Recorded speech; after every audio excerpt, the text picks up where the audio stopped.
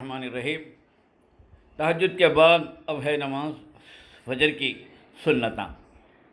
بات سنت و نوافل کے بارے میں تھی، ذرا تفصیلات۔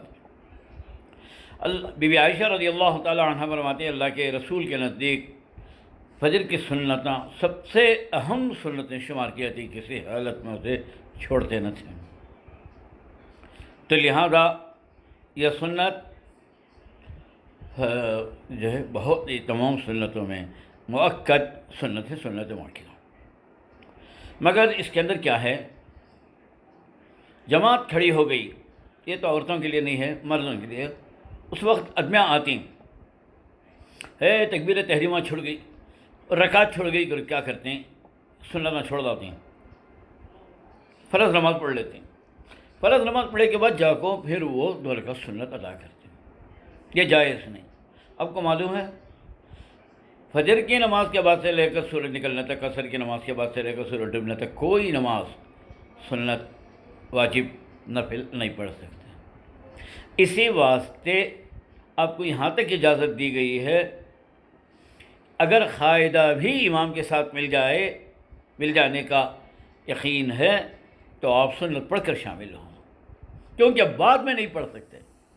یہ بات ظہر میں نہیں ہے کہ ایک آدمی کو ظہر کی نماز کھڑے ہونے والی ہے، تکبیر تحریمہ بھی چھٹنے کا امکان ہے، تو آپ سنت نہیں پڑھنا۔ آپ فرض پڑھو، فرض کے بعد 2 رکعت سنت پڑھ لو، اس کے بعد کی باقی کے پیچھے کی 4 رکعت سنت نماز ادا کرو۔ لیکن یہ اسی بات ہے، مگر اکثر دیکھتے ہیں لوگ سمنا پڑھے کے بعد جا کو سنت پڑھتے ہیں، گناہ ہوتا ہے، خود شریعت کے خلاف کرے تو سزا ملتی ہے۔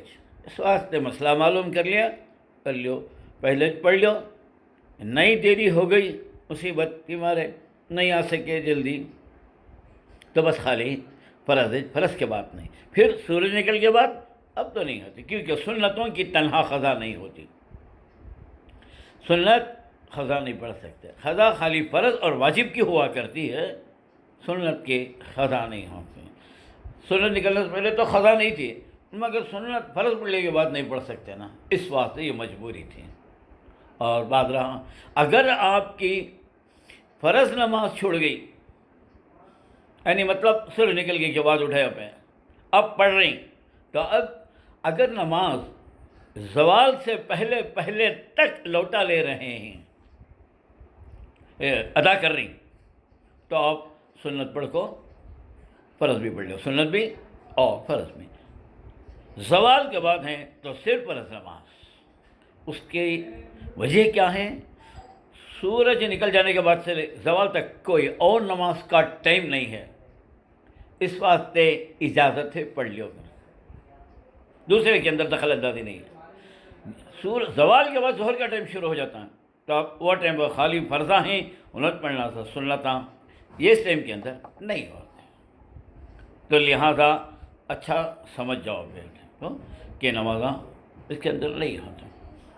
لہذا آپ نماز پڑھ رہی گھر کے اندر تو خاص خیال رکھو اس کا، کیونکہ آپ نے کوئی ٹائم ٹیبل معلوم نہیں رہتا، اٹھے نماز پڑھ لیے جلدی، بھائی کہاں کے اندر بھی وہ عادت ہوتی ہے، اٹھے نماز پڑھ لیا۔ طلوع آفتاب کا وقت یاد رکھو ہر ہمیشہ، نہ تو مسلم پرو ڈال لو اور اس کے اندر دیکھ لو، آرام کے ساتھ دیکھ رکھو نماز کو کھڑے ہونے جانا۔ 1 رکعت پہ نماز سورج نکلنے پہلے نکلے، اس کے بعد دوسری رکعت میں سورج نکل گا تو 2 رکعتیں بھی بیکار ہوگا، باطل ہو گیا نماز لوٹانا۔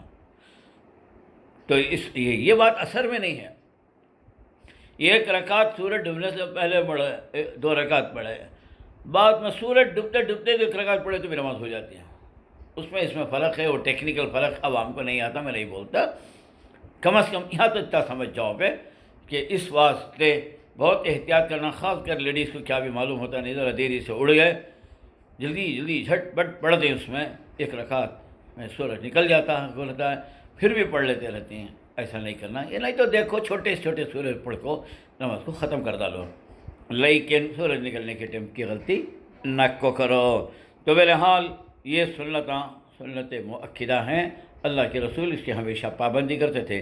اور ایک بات بتاتا ہوں، فجر کی سنت پڑھنے کے بعد پھر فرض پڑھنے کے درمیان میں کوئی نماز نہیں پڑھنا، اللہ کے رسول سے منع کری نہیں پڑھتے تھے، کیونکہ فجر کی نماز ذرا لمبی پڑھتے ہیں، اس کے اندر بشاشت ہونا، اس واسطے کوئی دوسری نفل نماز سنتوں سے پہلے ہونا پڑھ لو، تحیۃ المسجد وغیرہ، لیکن سنت پڑھ لیے کے بعد فرض سے پہلے نہیں پڑھنا چاہیے۔